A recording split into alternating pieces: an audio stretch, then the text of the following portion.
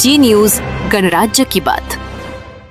2006 Malegaon bomb blast मधील निर्दोष सुटलेल्या निस्वार्थ हिंदुत्ववादी याबद्दल उत्कर्ष गीते यांनी केले संपूर्ण हिंदू समाजाचे अभिनंदन। व 2006च्या मालेगाव बॉम्ब ब्लास्ट मध्ये देखील काही मूल्यांचाच हात आहे।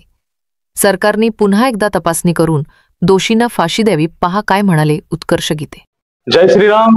आज एक अभूतपूर्व निकालाने पुन्हा एकदा हिंदुत्वाची बाजू भक्कम व बलिष्ठ केलेली आहे।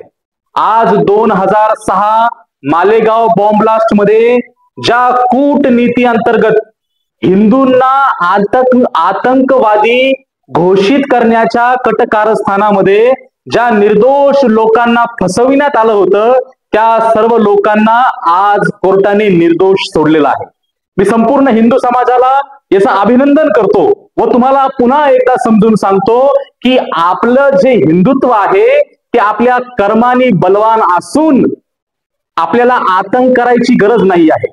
पण 2006 मालेगाव बॉम्ब ब्लास्ट मध्ये ज्या लोकांची हानी झाली, जे जीव गेले, त्याच्यामध्ये प्राथमिक अहवालामध्ये student Islamic movement of India आणि लष्करे तोयबा सारख्या इस्लामिक आतंकवादी संघटना पूर्णपणे याच्यामध्ये कार्यरत होत्या।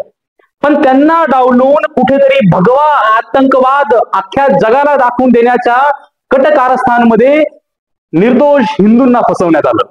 माझी पुन्हा एकदा सरकारला विनंती आहे की मालेगाव बॉम्ब ब्लास्टची पुन्हा एकदा तपासणी करावी व ज्या प्रकारची इस्लामिक जिहादी आतंकवादी संघटना ही पाकिस्तानमध्ये आणि भारतामध्ये काम करते, त्यांनी जसा पुलवामा अटॅक घडवून आणला, याच्या मागे जसे मूल्य होते तशी माझी ही आशंका आहे आणि मला याची खात्री आहे की 2006 मालेगाव मुंबई बॉम्ब ब्लास्टच्या मागे सुद्धा मूल्य आतंकवादी असतील। सरकारने यांचा शोध लावून 2006च्या मालेगाव बॉम्ब ब्लास्ट मध्ये जे पण इस्लामी जिहादी आतंकवादी सामील असतील त्यांना पकडून त्यांच्यावर कठोर शासन करावं। आणि पुन्हा एकदा हिंदू समाजाला शुभेच्छा की भगवा आतंकवादचा नरेटिव्ह हाणून पाडलेला आहे, तो पण संविधानिकरित्या कोर्टाने।